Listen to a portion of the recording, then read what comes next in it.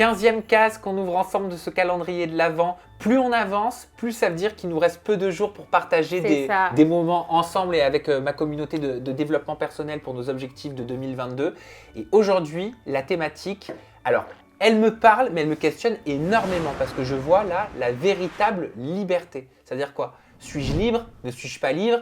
Est-ce que nous le sommes? Est-ce que c'est nous qui nous créons notre propre liberté? Et comment se sentir libre alors même qu'on vit dans une société remplie de règles? C'est exactement ça, là, c'est très justement dit. Donc pourquoi la véritable liberté? J'ai voulu dire véritable parce que je pense qu'on pense être libre. Mais en réalité, si on creuse un petit peu, je ne suis pas sûre qu'on le soit vraiment. Tu l'as dit toi-même, on est face à plein de règles. Règles de vie, des règles de bienséance, dans nos familles, donc au niveau de nos éducations, la société. Enfin, je veux dire, on est vraiment très, très cloisonné à répondre à des critères, à des règles. C'est très enfermant. Et du coup, c'est compliqué parce que la liberté que nous pensons avoir, à mon sens, elle est très limitée. Qu'est-ce que tu en penses? Est-ce que toi, tu dirais que tu te sens pleinement libre d'être toi qui tu es, Sam? Ah non, bah bien sûr que non. Pourquoi? Ah bah non, bah parce que alors, bon, je prends mon exemple, hein, tu m'as dit. Ben, c'est Donc ça que voilà, je déjà je vis à Paris, donc il y a des moments dans le mois où on ne peut pas se déplacer hors qu'en vélo ou avec les pieds ou en transport, donc tu peux aller loin, tu veux prendre une voiture, tu peux pas.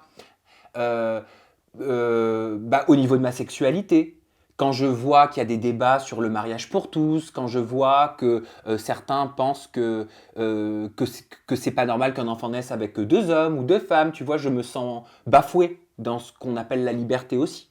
Je comprends. Dans mon travail, quand il y a des productions, des attachés de presse qui viennent s'ingérer dans mon travail, alors que moi, qu'en contrepartie, je leur demande pas quels sont les candidats qui mettent dans leurs émissions et ce qu'ils vont développer dedans.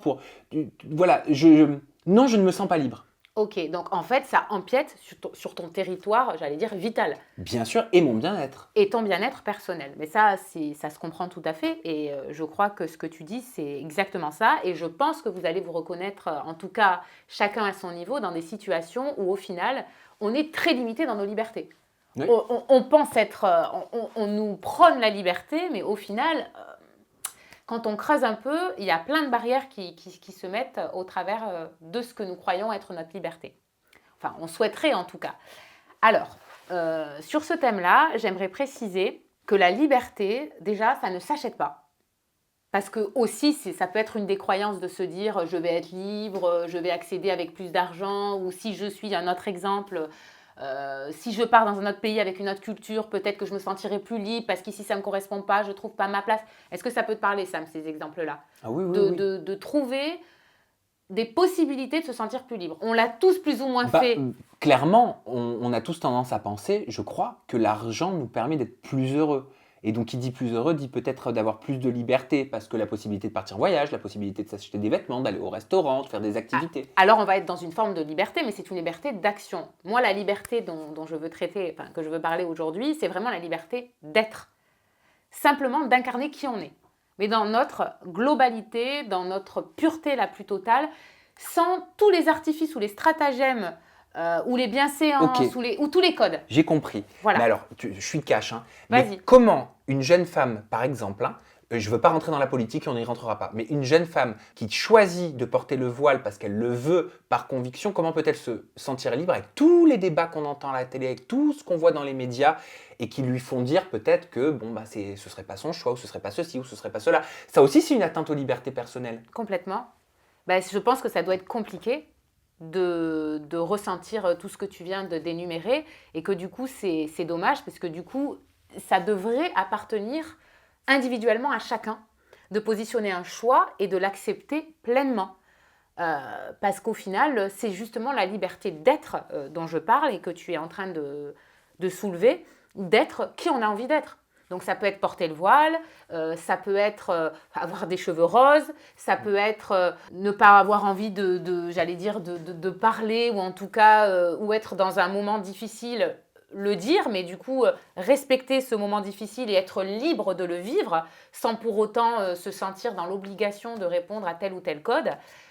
La vraie liberté, c'est vraiment quelque chose qui émane à l'intérieur de nous et qui ne peut pas se négocier. Alors, comment est-ce qu'on peut se sentir véritablement libre si si la société dans laquelle on évolue, elle nous pose ces limites-là?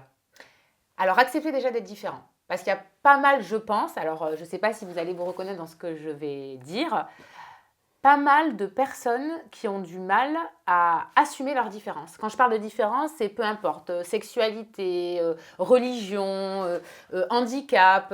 Quand je parle d'handicap, handicap visible ou invisible. Hein, parce que on est tous différents de quelqu'un d'autre. On est tous différents puisqu'on est tous uniques. Donc déjà, c'est être libre d'être unique. Puisqu'on ne peut pas ressembler, enfin même si, encore une fois, on nous montre un chemin pour penser, de s'habiller, c'est des phénomènes de mode. Mais du coup, ça ne peut pas nous inviter à être dans cette liberté d'être. Donc ce qui est intéressant, c'est vraiment de cultiver nos différences. C'est au travers des différences qu'on crée la beauté de ce monde et qu'on crée le côté unique, qui crée la richesse, qui crée justement ce mélange qu'on peut retrouver au travers du mélange au niveau, j'allais parler, des métissages. Ça crée des enfants magnifiques. Ben, le métissage sur la Terre, à tous les niveaux, c'est merveilleux. Parce que c'est ça qui crée vraiment la magie et qui permet d'être soi et donc du coup d'être libre. Mais est-ce que ce n'est pas une utopie de se sentir libre?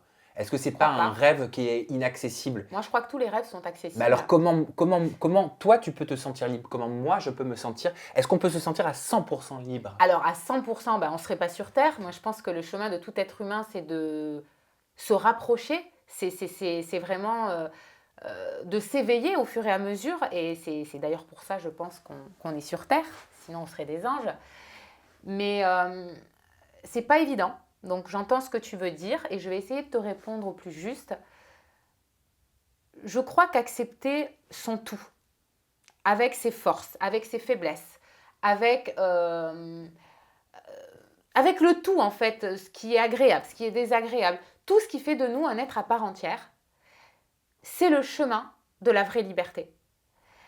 Dès lors qu'on rejette une partie de nous, peu importe quelle partie, hein, ça peut être... je ne sais pas, un aspect physique, ça peut être un aspect psychologique, qu'on ne s'accueille pas dans sa globalité, du coup, il est compliqué de se sentir libre. J'ai compris. Tu comprends mieux peut-être. Ah oui, mais complètement. Ça veut dire que si moi, on me rejette, parce que tu te rejettes. Parce qu'une tierce personne estime que je suis différent, je ne parle pas de sexualité, hein, ça peut être n'importe quoi, à partir du moment où moi, je ne me rejette pas, parce que je m'accueille comme je suis, avec toutes mes qualités, mes défauts et tout ce qui constitue tes lumières, mon ADN, je suis plus libre que la personne qui m'accable. Totalement. Et du coup, tu t'offres ce cadeau, mais je crois aussi que d'une certaine manière, tu lui ouvres une porte. Alors après, à elle de voir si elle va y aller ou non. Mais en tout cas, ça met en lumière des choses en l'autre. Ok. Une petite best practice peut-être au quotidien pour tenter de se sentir un peu plus en adéquation avec soi-même, avec sa liberté intérieure face au travail qu'on peut faire, face à la hiérarchie qu'on peut avoir, à la pression d'une famille qu'on peut avoir? C'est s'accueillir totalement. En essayant de ne pas se juger, je dis bien essayant parce que je sais que ce n'est pas évident, mais vraiment en comprenant qu'on a besoin du tout. Je vais prendre un dernier exemple. Dans la vie, c'est pas blanc ou c'est pas noir. Il y a des contrastes. Et nous-mêmes, nous avons des contrastes à l'intérieur de nous. Et ces contrastes ont du sens. Donc nos noirceurs ont du sens.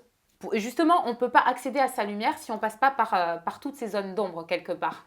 Et c'est au travers de tout ce chemin de nos ombres et de nos lumières qu'on peut vraiment faire rejaillir qui l'on est. Et si on fait rejaillir qui l'on est, on est et on se rapproche de notre vraie liberté. C'est ça en fait la liberté. Donc la personne qu'on était censé être à la naissance, en grandissant, avant que la société nous mette tout son système et nous formate. Exactement.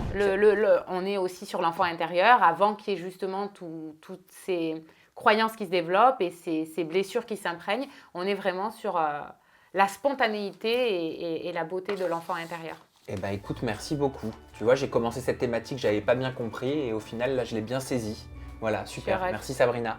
On se retrouve dès demain pour ouvrir ensemble la 16e case de notre calendrier de l'Avent. Petit à petit, on se rapproche de Noël. Super. Vous avez la barre de commentaires juste en dessous pour nous donner votre avis sur cette vidéo, sur cette nouvelle pastille. Et puis d'ici demain, prenez bien soin de vous. À demain.